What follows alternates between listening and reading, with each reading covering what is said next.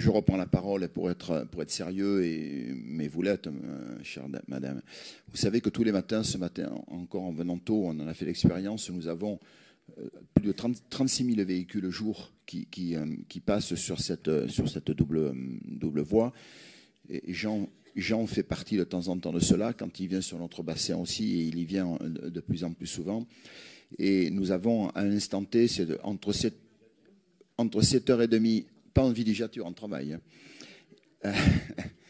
Et il ne m'appelle pas quand il vient en villégiature. Et sachez que sur l'horaire à peu près 7h30, 9h, c'est 6 000 voitures qui rentrent. Et ce sont 6 000 voitures, de gens qui travaillent. Et parmi ces gens qui travaillent, ben, il y a des gens qui sont des locaux et qui n'arrivent plus à se loger. Parce qu'on est aujourd'hui, nous avons des contraintes environnementales qui nous sont tellement fortes que l'on n'arrive plus à pouvoir construire. Et vous le savez, on nous refuse tout. Et c'est assez aberrant. Voilà. Donc, laissez-nous loger les nôtres. Et vous allez voir que nous allons réduire considérablement le nombre de véhicules sur cette voie directe que nous appelons.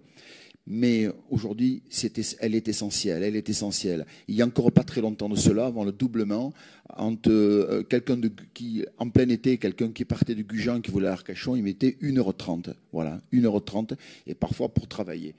Donc ce que vous dites, je l'entends, mais ça n'est pas sérieux, ça n'est pas raisonnable.